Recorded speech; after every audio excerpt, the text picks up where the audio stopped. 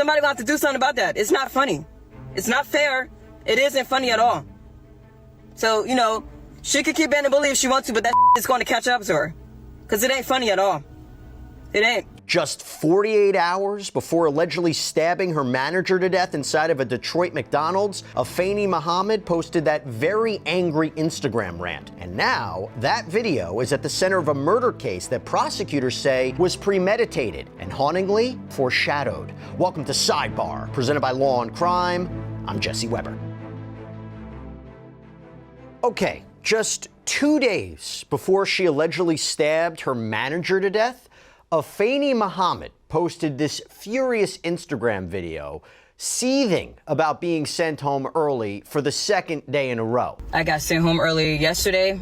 I got sent home early today by the same person. I'm telling you, she's a bully. This isn't funny. She needs to understand that just because she's a mother and got children doesn't mean that she can come in this store, you know, disrespecting people, talking to them like everybody's beneath her. Gonna have to stop. She's a bully. I'm telling you, she's a bully. And that was followed by what could be perceived as a foreboding warning. She could keep being a bully if she wants to, but that is going to catch up to her. Because it ain't funny at all. It ain't. Now, by Thursday, July 10th, 2025, those words became a horrifying reality because the 26-year-old is now accused of ambushing her manager, 39-year-old Jennifer Harris, at the 9 Mile Road McDonald's in Detroit, stabbing her up to 15 times with a kitchen knife in a brutal attack that prosecutors are saying is a premeditated murder. We're going to start from the top. We're going to take you through how all of this apparent violence unfolded. This was just before 8 a.m. on July 10th. Jennifer Harris, this longtime manager at the East Point McDonald's, sent Afeni Muhammad home early following this heated argument that detectives say was sparked by Muhammad not performing her work duties. Now, Muhammad did go home, but not before reportedly saying to Harris, "I'll be back." And apparently she wasn't lying, because after being dismissed, police say they allege that Muhammad drove to a nearby park, but instead of cooling off, she made a fateful decision.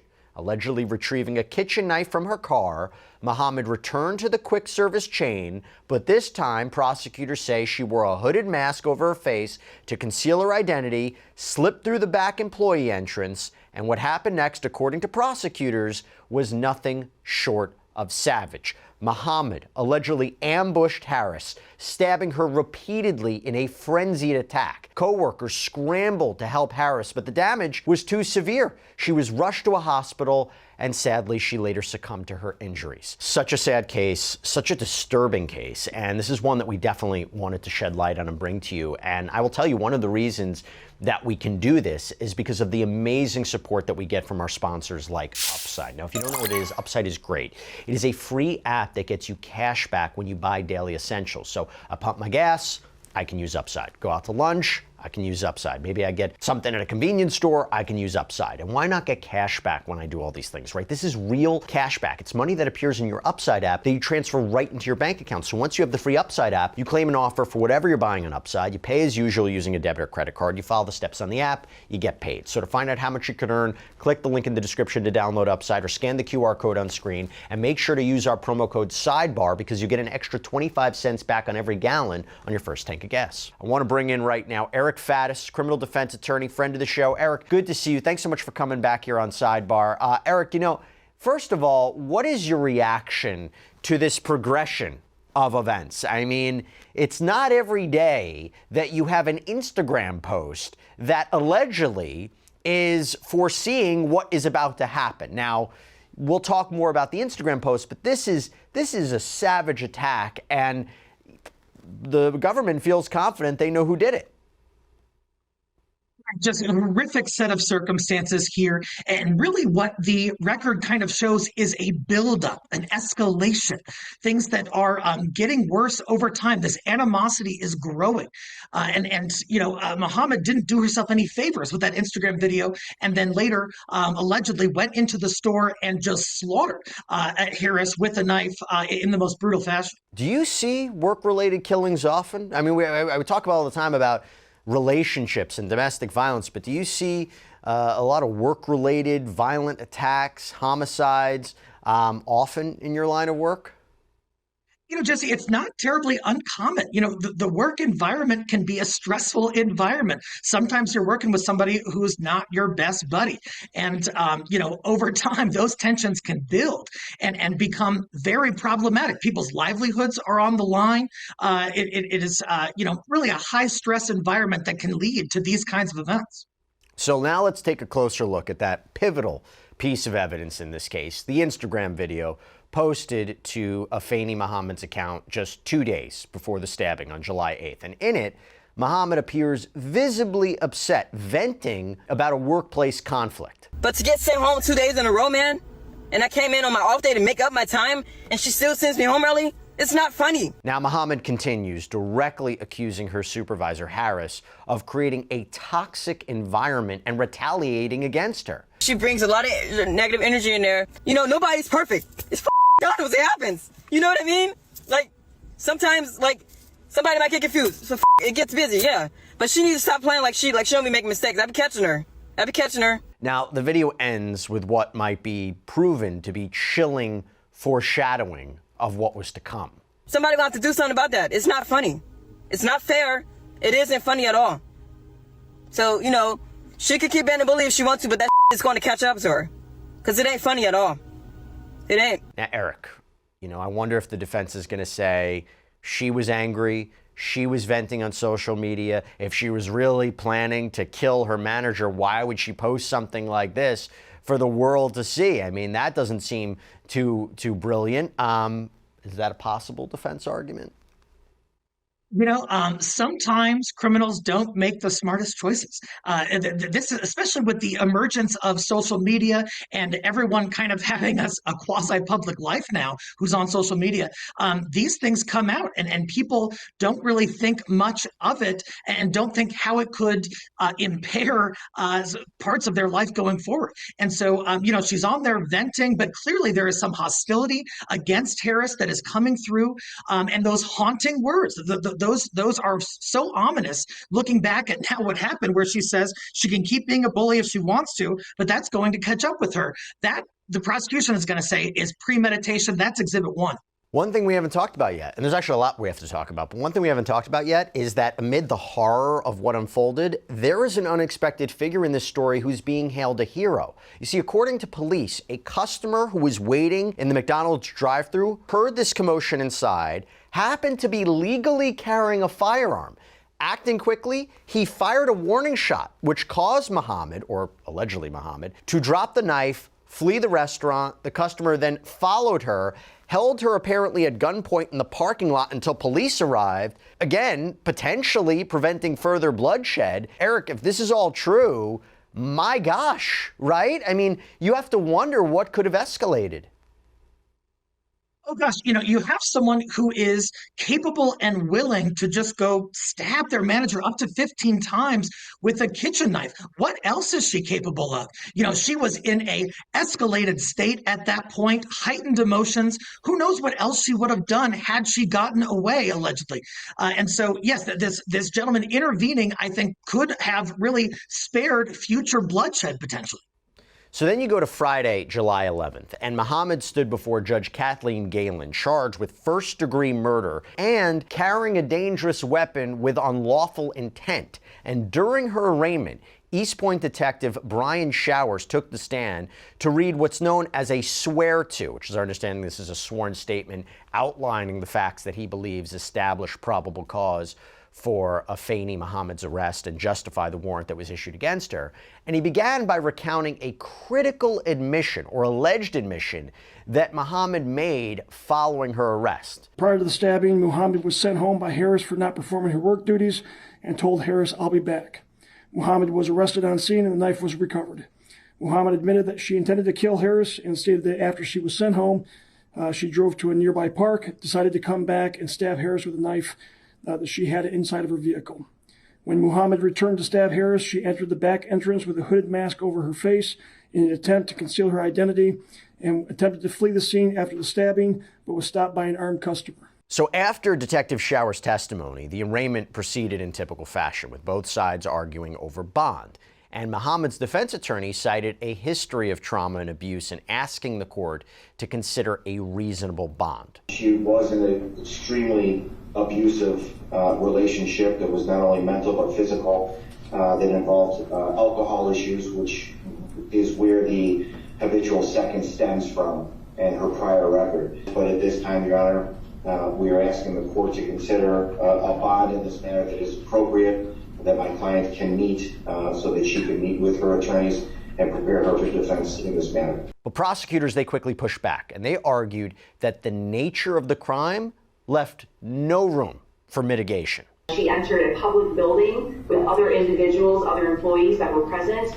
She produced a weapon that was a knife longer than 3 inches, and she stabbed the victim multiple times, up to possibly as many as 15 times, eventually causing her death. She then ran from the building to her vehicle, presumably with the intent to flee from the scene. She was stopped by a helpful bystander. Eric, how does it work in terms of bond? I mean, is it just looking at the horrific allegations and the nature of the crime, or does a judge consider what are potentially mitigating factors at this point? So the judge has a lot to consider in deciding what the bond is going to be. The two primary factors are whether the defendant presents a danger to society and whether she presents a flight risk that she might leave the jurisdiction and never come back. However, the judge can surely consider the fact that the defendant is presumed innocent and under the Constitution is guaranteed a right to bail for most charges. Here, the judge, in looking at it, essentially concluded that, hey, this person is dangerous. And in fact, there's allegedly a prior weapons issue in her background. And so the judge ultimately imposed a bond of $25 million cash or surety. No chance Muhammad is going to meet that. She will be in custody during the pendency of this first-degree murder case. Yeah, you're right, because then came an even more disturbing revelation. Prosecutors disclosed in open court that Muhammad had a previous incident involving a stabbing. And then finally, the defendant does have a prior instance of at least one that I'm aware that involved a stabbing, similar obviously to the stabbing that occurred in this case involving a knife.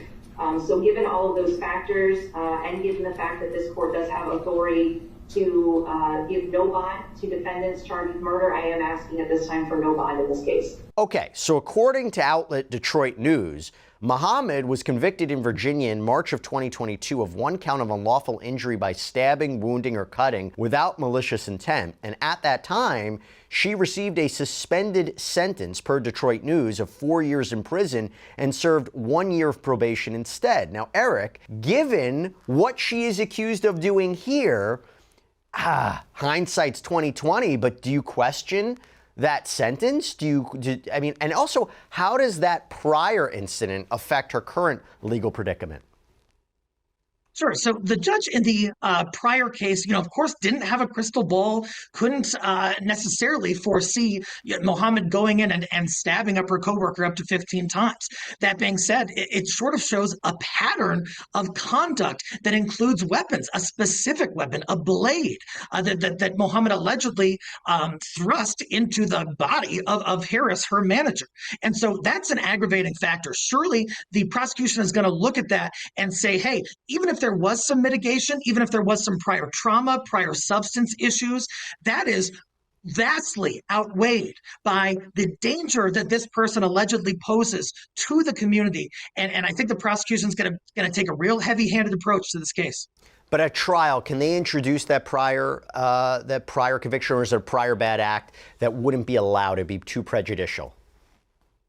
That'll be ultimately up to the judge. The judge will have to weigh, hey, is this prior act relevant to some kind of trait or factor on behalf of the defendant, like state of mind, like intent, like modus operandi, like the way in which she has committed crimes before. But my guess is the judge is going to say, hey, this prior stabbing that was unrelated in an entirely different state is just too overly prejudicial. The concern is the jury would sort of hold that against her and find guilt on the new case because of that. If she testifies, though, they can use it against her. If she testifies, it could surely come up. Yeah. There is a reasonable likelihood that she could open the door through her testimony. If she gets up there and says, "Hey, look, I'm generally a peaceful person," whatever, the prosecution could say, "Hey, wait a sec, peaceful person. What about this prior weapons charge involving a knife from 2 to 3 years ago?" So yes, that could be a damning revelation at trial. You mentioned this before. In the end, the judge in Detroit set Muhammad's bond at $25 million. There are strict conditions, GPS monitoring, a no contact order with the victim's family. That all makes sense. $25 million, though. Why not just issue no bond? I mean, it seems unlikely, unless you're, I don't know, Jeff Bezos, that almost anyone could make a $25 million bond. Why even set a bond that high and just say no bond? It's kind of going through the motions of issuing a bond without really issuing a bond. When a judge issues no bond, some folks get up in arms, especially the defense community, saying, "Hey, the Constitution grants a right to reasonable bail. You're not even giving this person a shot." So the judge sort of sidesteps that potential criticism by saying, "No, I gave a bond, but it's $25 million." By the way, I'm not saying that the bond should be lowered. I mean, given what she's accused of doing, this is a heinous attack. I'm just wondering whether there should be no bond. Now, according to court records, talking about the legal case, Muhammad has a probable cause conference set for July 23rd, a preliminary examination on the 30th. What should we be looking out for there? So at those proceedings, the prosecution is really going to lay out their evidence that they believe shows probable cause that Muhammad committed this allegedly horrendous act. That they will likely call witnesses, including detectives, possibly even coworkers from the McDonald's, to discuss kind of the dispute that had been building and escalating. In this case, the judge will determine whether there's probable cause to have the trial, or to make sure the charge stands and have the case proceed to trial. Based on the reports so far, it's looking pretty strong that there is probable cause here. It's a relatively low standard. Is there anything the defense can do to try to... I mean, it doesn't seem to me they can do anything to prevent this from going forward. The evidence feels quite substantial at this stage to proceed to trial. We can have a discussion about whether or not it's strong enough to prove beyond the reasonable doubt. Probably is. But at this point, is there anything they can do to try to get this case stopped now or no? Stopped? Probably not. Mitigated? Possibly. Defense should really engage in a strong mitigation campaign that'll likely involve a mental health examination. It'll likely involve interviewing people in Ms. Muhammad's life regarding past trauma, regarding substance issues, that kind of thing, to show a sort of a more holistic view of who Muhammad is, and not just, the sort of narrow snapshot we see from this allegedly heinous act. Is there room for a plea deal, and what would a plea look like? I mean, in the sense, if we make the argument that the evidence against her is substantial, so whether, the witness testimony or her alleged statements, what have you, her Instagram video, what have you, the physical evidence, is there room to negotiate a plea, and what would it look like given these allegations and this level of attack? So that's going to depend in part on the prosecutor and how the prosecutor sees the case. They're typically in charge of extending a plea offer or not. Like you mentioned, there's that aggravating factor of that prior instance regarding a knife in a different state. That's going to be a problem. That being said, there's almost always some room to develop a mitigation packet on behalf of defense, submit it to the prosecutor, and say, hey, instead of dragging everybody's families through the trauma and crucible of a trial, how about we agree on something slightly lesser than what she's facing, and hopefully make it out of this with some sort of satisfactory resolution. We always talk so much about the defendant in these cases because of the legal consequences in the legal case, but let's just go back to the victim. So Harris's family is in mourning. The McDonald's remains closed. A GoFundMe has been launched by Harris's family to help support her children. And according to prosecutors, she was a mother of 6. She had worked at that McDonald's for 15 years. And part of the GoFundMe reads, "Through this fund, Jennifer's legacy of strength, compassion, and dedication will continue to guide and uplift her children. Resources from the trust will be used to support their educational journeys from early learning through higher education, as well as their overall well-being and personal development as they grow into adulthood. The Jennifer Harris Legacy Fund is a reflection of her lifelong commitment to family, opportunity, and the belief in a bright future."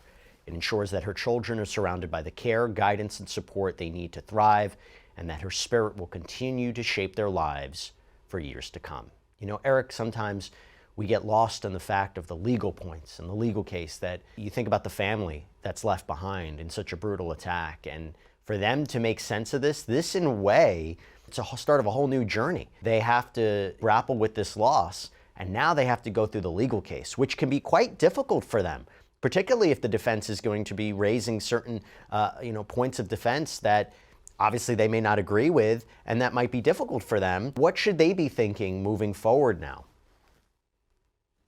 Yeah, they are going to have a long road here. I watched one of the interviews with one of the children, and she said, "Hey, my mom died providing for her kids, going to work every day, trying to make a better life for them." These victims' families are going to have some say in the legal process. They're going to have some input into whether there's a plea or not. Now, the defense has sort of cast Ms. Harris as a bully, and I think that there's probably going to be more of that. There's probably going to be more allegations that the alleged victim was, a heavy-handed boss and mistreated her employees, whether that's true or not. And so it's going to be painful and probably unsatisfying at the end. Nothing through the legal process will bring their mother back. Eric Faddis, thank you so much for taking the time. Difficult case, but always appreciate your insight. Thank you so much. Good to be with you, Jesse. All right, everybody, that's all we have for you right now here on Sidebar. Thank you so much for joining us. And as always, please subscribe on YouTube, Apple Podcasts, Spotify, wherever you should get your podcasts. I'm Jesse Weber. I'll speak to you next time.